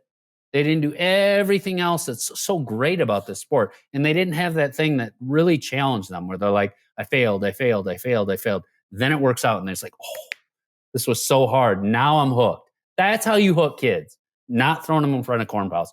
And I will make this statement. You throw kids in front of corn piles, you will not retain those hunters. You will lose hunters long term, along with all the other environmental detriments to it. All the degradation of the habitat, the people who aren't doing habitat work, all the, everybody with 2 and 5 acres shoots a buck and you're like, dude, it's ruined. It's ruined. It's not sustainable. So absolutely, Ohio would be lights out amazing if they got rid of that bait. It needs to happen. There's, the merits. I shoot deer easier. I sell bait and I make money. I don't have to scout. That's about the only 3 benefits, which are lame. And then all the downsides, the habitat's destroyed, the turkey population gets wiped out, aflatoxins, raccoons, the natural browse goes away. People don't want to do habitat work. Everybody with these tiny parcels, everybody starts shooting a buck and all of a sudden, and then they don't shoot does because now it's a big competition for a buck with the biggest corn pile. And just so many downsides. So many downsides. Ohio, best state in the country if they fix their act. For everybody. We're going to do 2 more here. We have more questions, but I want to be respectful of your time. I can go faster yet. Okay, we'll rapid speed, lightning speed here. What is your out-of-state property qualities checklist? So you're buying as a non-resident. Middle of nowhere, really good property values, good genetics. Genetics is a big one. I want to see what those 2 and 3 year olds look like. I don't care what the mature bucks really look like. I want to know what the 2 and 3 year olds look like, because then I can tell you what it's going to be later. And most properties, even in the great areas, you'll buy stuff even in great areas. And my buddy's I don't even have a buck I'm going to hunt this year. Well, so you got to grow them. Are your genetics good or not? Nutrition, genetics, no people, great value for the property. So I want to know I'm getting the most bang for my buck. If I got to drive a little bit farther and it's a little less inconvenient, but I can get a far better property, far bigger property, far better value, I'm driving that further bit. Love it. Do you think minerals matter for wild herd deer health and low nutrition, poor soils? 1000%. And the most impact you're going to have for minerals is probably right after hunting season when their skeletal system takes it in. It isn't so much later for growing the antlers. It's for their skeletal system at the end of the season. That's number one most important time. The other place that minerals are incredibly important is through your natural forage and browse and your plots, to have the mineral content and your micros and stuff like that in your plots. And they'll also get a lot of minerals from that natural browse and natural forage. And you go open things up, open the canopy up. Well, or you do stump sprouts, lots of them, where you thin the timber down. They put stump sprouts on. Go look at the mineral content, like phosphorus or D and all the different macros and micros. So there's the obvious question of putting granular mineral out. Do that in the winter, right when season ends. And then there's the other avenue, which they're not asking about, but I'm saying it's critical, having the minerals and micros and macros in your plots and having lots of natural forage, which will uptake those things. And get your last thing to add to this, poor quality regions, get your pH right so your plants can absorb all those nutrients as well. And without your pH right, they're not going to absorb all those nutrients. So there's a lot of ways to fix that, but granular is good too. Great answer. Can you lay out the pros and cons of selling timber standing versus selling on percentage shares? I'm in Illinois, if that makes a difference. Mostly have walnut, some white oak, bur oak, and some pallet wood species. Do it standing, and here's why. When you sell on shares, you're dealing with one guy, and he thinks the market's going to be worth this, and he's probably got 2, maybe 3 guys he deals with to buy the timber. And when you put it out for bid standing, that same guy that was going to do it for you on shares, he's going to be like, okay, I'm going to think of the 3 buyers I have. I think this is what they're going to pay me. He knows. So he'll be like, okay, I'll give you 50,000. If you won't do it on shares, I'll give you 50,000. That same guy. And then you'll be like, well, I got 10 other bids. And there was another guy that offered me 150 because he thinks with his buyers, he can get this. So when you put it out for bid, those same people who do it on shares, the same group, they're going to give you prices. And every time I put timber out for bid, the price difference is like 10,000 is the low bid, 100,000 is the high bid, and then everything in between. 10,000 to 100,000. Then there's a bid for 50, 75, 20. And I'll tell you what, the guy that bid 10,000, 20,000, 30,000, they all call me and they're like, did I get it? And I'm like, you weren't even close. So I didn't get it? No. Well, how close was I? Not even close. And they think they're going to get it. So they have so many different markets and techniques, and one guy might just have really high demand for that stuff, and he's the guy that bid it to 100. He's got a great market, and he's like, dude, I'm back ordered. I need this stuff to fill some orders. So leave it standing and get 5 to 10 bids. And make sure you get those bids and watch the difference, everything in between. Most timber's down, and you've got the China dynamic. And, I think with tariffs in general and just manufacturing, it's just, there's a lot of uncertainty in every market. So it probably makes sense. I don't keep up with it. I check in on the white oak market and the walnut market like every 2 years. So somebody will be like, it's really high. Okay. And somebody will say it's really low. Okay. Why? Well, I don't really care. I know we're going rapid speed, but something I respect about a lot with your projects and farms that you get your hands on is the first question. So like when I'm showing a farm, how much value is in the timber? And then they get an opinion. And their first thought is, I'm going to cut all of it. I'm going to cut all of it. I'm going to get all that money. And it's like, 14-inch walnuts, 16-inch walnuts. The reason I bring it up is because I really respect your opinion. I feel it's the right way. You are extremely conservative with managing timber. So when people hear you do all this TSI and you run your chainsaws nonstop, you're treating all your trees like a dividend that's just going to grow and grow in value. And I feel like as a whole, as like recreational users, we are trying to extract all value, and it can be a little challenging. And I maybe I'm projecting, but that's my Okay. opinion. So I do have a financial mind. I understand when things are ripe. I understand when the market peaks. I understand when your timber value peaks. On a large amount of timber that you've been in, Jake, and a large amount of timber, I've sold 100 trees on the dot, not 101, not 99, Seriously? 100 trees. That's it. And they were all junky walnuts that were like on the creek bank, gonna fall in. Those were some good ones on the creek bank that were falling in, or like up there. And I'm like, "Ew, get rid of that thing. It's going to go hollow. It's not worth that much." I got rid of all, I did 100 trees of junk. And when we got to 100, it was kind of as we were tapering down the river. I said, "That's good. Stop right there." We stopped it at 100.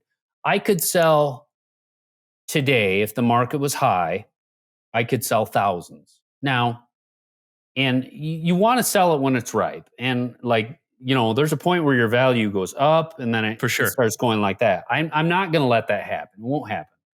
Um, but so I do know when to, but you got to remember when you get to the top, especially with walnuts and veneer white oaks, they stay up there.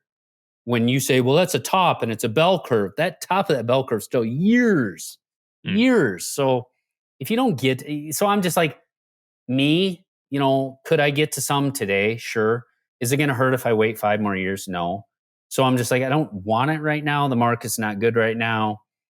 If something happens later, it's nice to have. So I'm almost like, I'll save it for a rainy day, which is uber conservative. When you need to come out for the normal person, take them when they need to come out, and the market's up. If the market's down, just hold tight. A couple years, it'll change. But yes, be very conservative with your logging. And I can run through the math on this, which I'm not going to do because I want to get through everything. But I can run through the math on this, on why people are foolish to walk into a farm and tear the living daylights out of it. And most of the time, they're ripping out stuff that should not be taken. Most of the time. Mhm. So really own it and let it sit for a little while and really understand what you have, and don't, because a lot of guys, if you have it in your head right away, I'm going to log, you're going to get talked into selling a lot of stuff that shouldn't be sold. And 90% of the sales I look at, 90% plus, like, dude, they took out a bunch of stuff they shouldn't have. Like, it's the same as saying, hey, I got a farm. There's a 3.5-year-old with, in a great state, Iowa, Kansas, where they get mature. There's a 3.5-year-old with kickers and a drop. Yeah, I took him. Oh, why, dude? It's like they take trees that are the equivalent of that. Don't do that. In my Mhm. strong opinion, I can make a financial argument past that. Yeah. And Last thing I'll add to that, just get, you have some nice looking farms or trees on your farm too, where I I saw can them. I'm make a like, killing. Yeah, I you're can not make cutting a, these? yeah, I can make a killing. But the other one, here's what I would start out with. I would get a tax basis, so you can say, here's my inventory when I bought the farm. So then you don't have to pay taxes on all. You can, it goes against the basis of your farm. But when you have a tax, if you sold that timber 3 years later and it was 100-year timber when you got it, you sold it when it was 103 years old, you only have to pay taxes on those 3 years worth of gross if you got an inventory when you bought the farm. So get an inventory, get a TSI plan, and put logging down the road several years. Perfect. All right. We have a handful left here. Here's another question. Is top dressing P&K effective on clover plots? I recently heard on a podcast where the guy was saying phosphorus has basically no soil mobility, so just don't want to waste my time and money. Actually, that was we just talked about it on the land podcast. Yep. So P is not very mobile in soil. I still would do it on clovers because clovers' root systems are so shallow that it's not that big a deal. Now, yes, you can work it in. And I would start adding it on top because clovers will be able to utilize that. Clovers uniquely, anything with really shallow root systems, where the top layers where you're going to get most of your nutrition. And I would also add it because some point down the road, if you do ever tear it up like one time, and I might tear my soil up on rare occasions for weird reasons, and I'll get that into the soil. Now, the other thing you can do, if you're really worried about phosphorus uptake, is to get a foliar feed and spray it on top. And if you want to split hairs, but you want to cover yourself, and you're like, it costs a little bit more, I'd go run dry on P&K and realized that, especially for clovers, it'll be fine. And then I would do a foliar application when I sprayed it. Like, hey, I'm going to put in clethodim, butyrate, crop oil. Okay, I'm going to add some foliar P and some foliar K and boron. And then I do a lot of those things foliar. You can get all those nutrients covered foliar. So foliar is a great route if you have any concerns or any micro need, which everybody does. You're low on boron, I guarantee it. You can fix that with foliar along with all the other things, manganese and down the list. What's your favorite foliar? It just comes down to ingredients. So I'm not going to say a brand. It comes down to ingredients and if they get it right. And it's kind of like food plot blends where I'm look at these food plot blends. I'm like, that's crap. And then I look at others. I'm like, he's got it right. Now, the ones they say he's got it right are not very often. Foliar is the same way. It's like, hey, I got this really good one that's potent on the right things. But he paid more to have this made, or this company paid for more to have this made, but it's really, really good. And then I'll see other ones. It's like, this is foliar. And I look at it and it's just like watered down, diluted, like, dude, come on. So just a high quality foliar that has high rates of like boron, manganese, zinc, copper. And if you get P and K, if you get your macros in there, there's a lot of good foliars and there's a lot of ones that are like watered down junk too. I could give some examples later.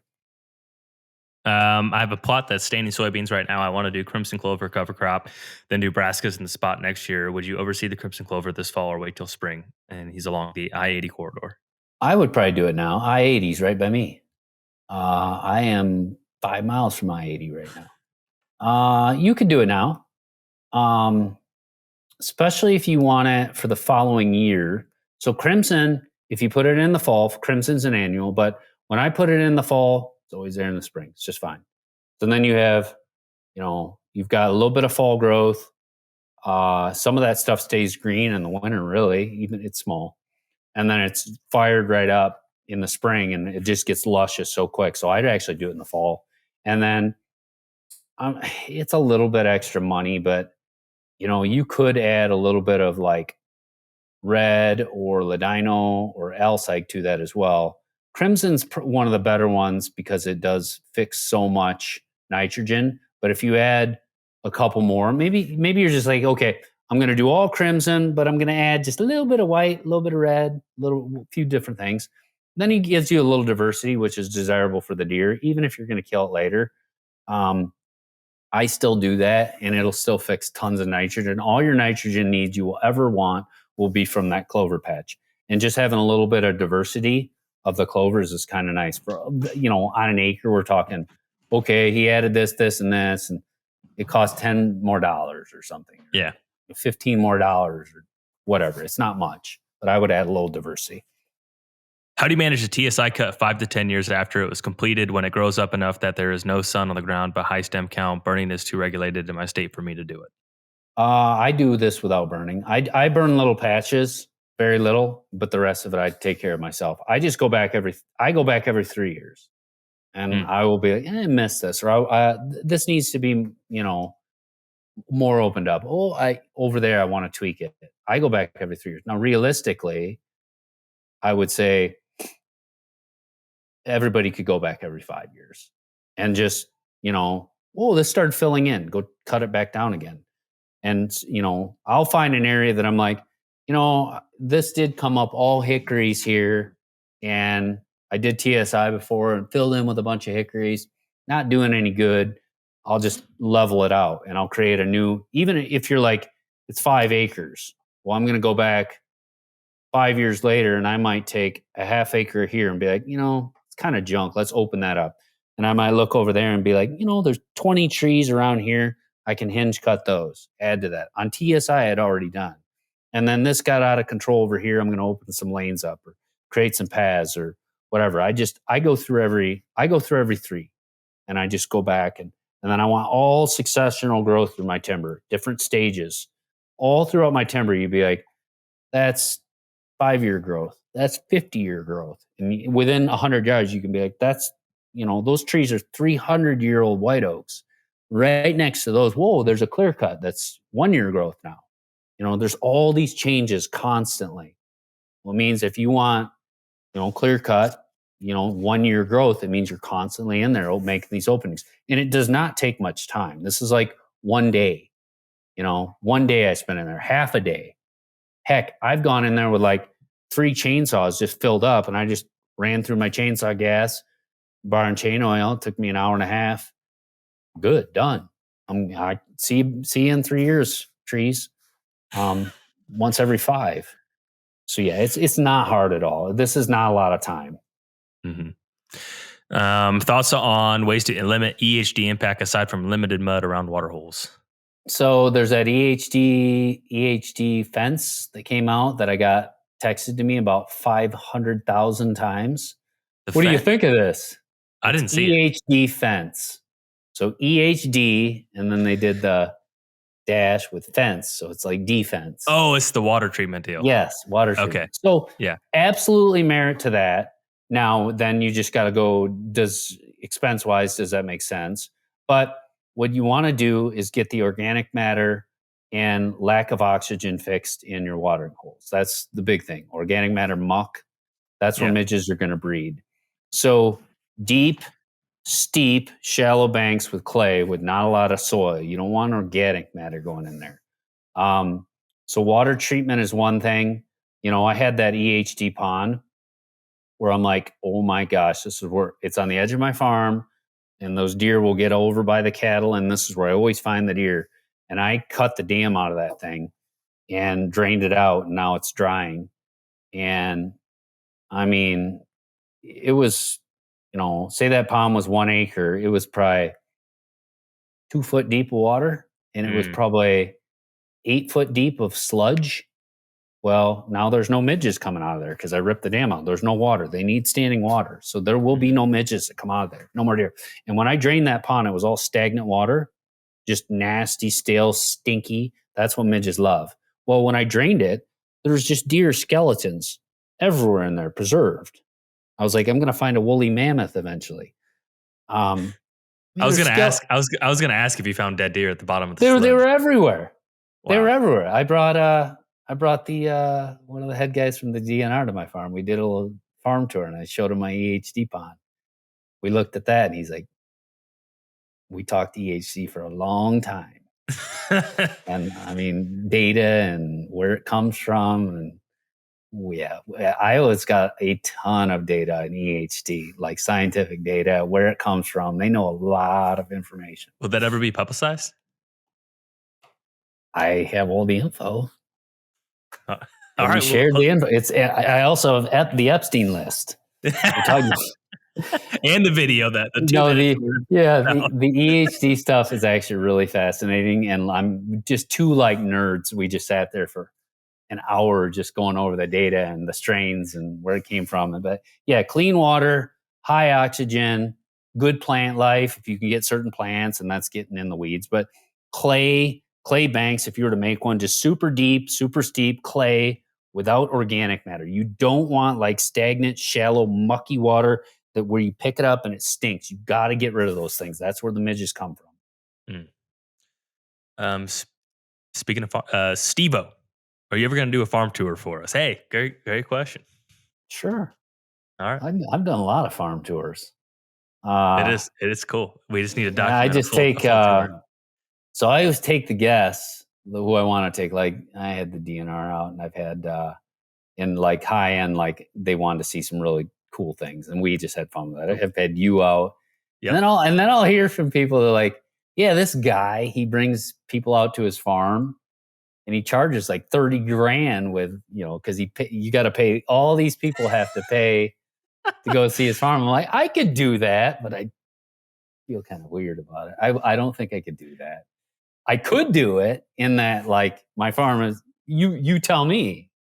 I mean, dude, it's a walking book of, oh, this is what that looks like. Oh, this is what this looks like. Oh, this makes a lot more sense. This is what this looks like. I mean, it's really cool. I feel privileged. I've been able, because it's just it helps a lot of things click really quickly, and like just seeing how you even set up your electric fences, it's like across the board. It's really cool. It's awesome. Yeah. So based on what other people do, which I'm not saying it's wrong. I'm not at all.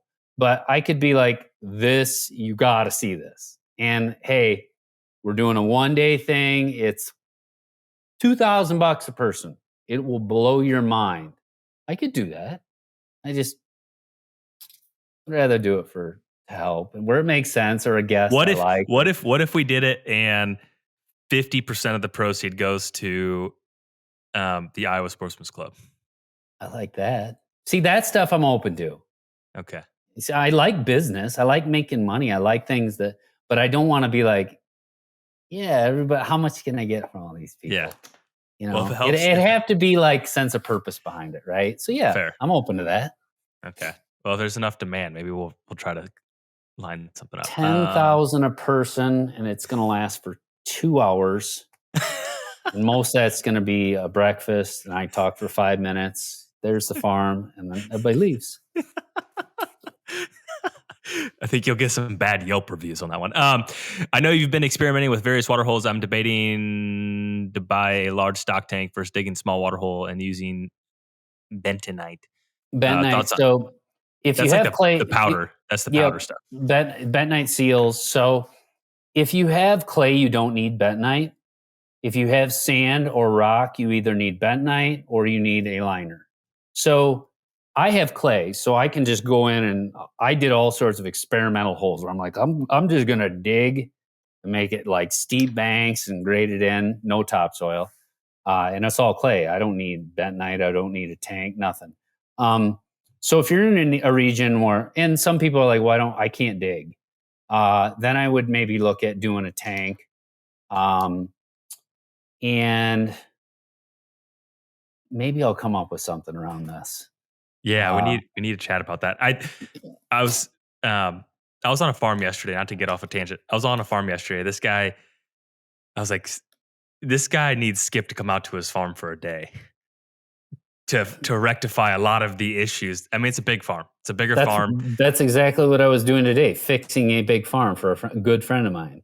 Yeah. So that same deal, like he off air, I could tell you a lot more, but it's like this guy would be 10 years ahead of what he's trying to do right now if he spent one day with you and listened to you. That's the second part. And also listen to your feedback. It's like this farm could be phenomenal, but a lot of the things are like 20% right, 30% right. And that's just That's outside most perspective. That's most Yeah. farms. And I don't like to be the guy that shows up like it's calling your baby ugly to some extent. And I'll ask people, like my friends, that like we look at this. I'm like, okay, dude, do I have your permission to call your baby ugly? Like, yes, let me have it. I'm like, all right, you gotta fix this, and we'll go through it. I Mhm. don't mean it this way, but dude, you need real help here, and they need to hear the truth. They do, Well, and they're that's how I calling you do. because they're calling you Yeah, because they know the potential isn't and where it could be. and that's just human nature. Are you humble enough to take it? There's things where I'm like, my buddies that are experts in their thing. I'm like, no, dude, tell me the way it is. You're not going to insult me. You're not going to hurt my feelings. Please tell me the way it is. Tell me how to do this. And like, we could do it this way. What would you do? How would you do it? And they say the answer. I'm like, then do it. And farms, yeah, I can do that stuff very, very easily. But I've done that forever, and it's kind of easy now. But it's decades worth of understanding it. Other things, I'm like, no, you tell me what to do. I need an expert in fill in the blank. Mhm. All right. We had another question come in, but we're going to rapid fire. When you have a timber harvest done, do you generally have pallet wood taken out as well, or do you Yes. just do TSI? So get them to cut the junk too. Really try. In worst case, I would do 2 separate sales. So you do a lumber grade and then you do a pallet sale. You want that stuff out because especially the pallet stuff, it's going to reseed so quickly. Like whatever, Maple. cottonwood or what, fill in the blank. It's going to take over. So you want that stuff gone. You don't want all that, because if you take the great stuff and you have all this pallet stuff put in just massive amounts of seed that grows fast, if it's pallet wood, it grows fast most of the time, then you want to definitely take that out. And the worst case is like, hey, I took lumber grade. Nobody would take some of these really crappy pallet trees, and they're undesirable species or kind of invasive or whatever. Worst case is kill them. Just get rid of them. You don't. Your forest will be transformed to like It had all these great trees, and I took out, now there's only 2 good quality trees left. I took out 80%. And now, it's all this junk pressure around that's going to reseed it. It will change the composition of your forest in 2 sales. It'll be a different forest. Hmm. Things that would sway you from believing in a farm to a firm stance on selling it ASAP. I usually know now because I've done this so many times. Like if I'm like massive headaches year one, every deer I pass gets shot. I get there and it's just drama with neighbors. The cows are getting in nonstop. Just headaches. Any kind of headaches, I get rid of it right away. The faster, the better. Because I'll see a lot of times where guys get kind of complacent or lazy, and they're like, "I know I should sell it," and all of a sudden, 1 year turns into 5. And they're right at the same place 5 years later. They've just dealt with 5 years worth of headaches when you could have just been done with it. It's kind of like going on a date with a girl that's, right away, like, this girl's nuts. No second date. Goodbye. It was really nice to meet you. I'll pay for dinner. Goodbye. Instead of like, no, I'll go on 5 more dates with her. No, move on. It's the same way with those farms. If it's a disaster right out of the gate, the faster you move, the better you'll be off for it, because it might take you a few times and you'll get like, okay, now I don't have all these problems. It's just keep moving. Year one, I usually know now. I'd say the average guy, if you're into a newer farm, it just takes a while to figure out like, yeah, maybe these are problems that are going to fester. And just when that light bulb goes off, it's red flags. It's just common sense. You know it when you see it. If your farm has lots of problems, faster you can get rid of it, the better off, in my opinion. Strong belief. Last question. Thank you for everyone that had a lot of really great questions here. We're going to close it out. Oh man, I'm bad at pronouncing big words. Does compartmentalizing properties like the Michigan Habitat Gurus have merit? Would you ever section your plots with screens in high pressure states? So basically, like Yeah. a 2-acre plot, and you make Oh, it I into know. 8. So okay. I know. I've heard about this since I was a little kid. No, I think what they do is, I think it's really valid. I think it's, you know, it's desirable for their state. So in real simple terms, they've got a property like this. Instead of a blank property, they're trying to make all this different edge in there, right? And just make it so the deer just go in and out. And I've heard half a dozen different guys in Michigan that do this. And you say, why does everybody in Michigan do that, but I don't hear it as much in Iowa? Well, in Iowa, just the average farm deer get to older age, and you don't have to be like, dude, I got to think of every crazy idea to get a deer to a decent age class. Michigan people are wired that way. They're like, what can I do just to get them to 3? I got to get so creative. And I've been around that environment. I mean, that's where I was raised. So I understand how people get to that point. So I think there's merit in that. I think their models have merit on keeping the deer in the farm moving, and I do some of those same things in Iowa. So what I'd say is Michigan, you need to have creative ideas. So I would say they have merit. I don't disagree. Some of the things I hear, I'm like, you know, I won't point fingers at anything. Some of the things, it's just like anything though. You're just like that's garbage. I don't buy into that. But for the most part of, hey dude, I want deer to spend the most time possible in my farm, and I want to create structure to do that. Does that work? Yes. Can you direct them with different food plots and different screens and have them so they're doing this and making scrapes in different areas and spend more time in your property? Yes, you can. Now, can you take some of that analysis and some of that data and that mindset and apply that to Iowa? My answer is yes. And I do that same thing in Iowa, just at a different scale. And I do it for different reasons too. But it still is the same game here. I still want them to spend more time in a smaller area. I want them to spend less time on the neighboring ground. And I also want to change their core areas, which I can do in Iowa. When I bought my farm, I've told you this before, maybe, I don't know, a mature buck maybe made it like 160 acres was his core area.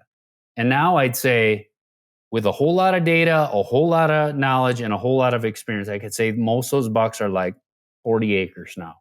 Now, it's not necessarily to keep them safe now, just because our regulations keep so many deer safe, and there's a good amount of mature bucks, not a ton, but a good amount as it is. But, one, it makes them kind of easier to hunt. Yes and no, that's not why I do it. But they have such small areas.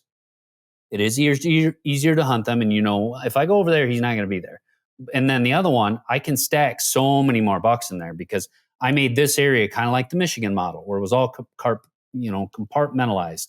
And the deer spend more time going through here, and it's got everything he wants. That's my main thing. He spends a lot of time there. There's a lot of edge, a lot of diversity, and he spends a lot of time here. Well, then that means I can do it over here and over here and over here and over here, and I can just duplicate that all over. And I want every bit of my farm to be as desirable and diverse as possible. Diversity is hugely beneficial on any whitetail farm. I don't care if it's Michigan. I don't care if it's Canada. You need diversity. You need constant changes. You need edge. So I think it's very valid, and there's just a different context of how you would apply that to states like Iowa or to Kansas or even Canada. Like if somebody's like, dude, you just won this crown lease that's 500,000 acres. The country of Canada is going to give it to you. I'd start doing habitat work in that forest up there. I'd make openings. I'd make food plots. I'd direct them certain ways. I'd do clear cuts here and doze this out and make a big whatever, alfalfa field or, whatever. I mean, all that diversity on any situation I can ever think of is huge and absolutely beneficial. And the more time they spend in your farm for a whole variety of reasons and things to keep them entertained and off of the neighbors, the better off you'll be for it. Love it. Well, that's it. You got extra credit. We went an extra long time here to answer every single question. So I really appreciate everyone that took the time to do so. And hopefully the gentleman that's been trying to join Iowa Whitetail will get the thumbs up and he can start perusing all the good stuff. That's easy. Anything else? You tell me. That's it. That's Good it. deal. Thank you so much. You bet. Thanks for having me.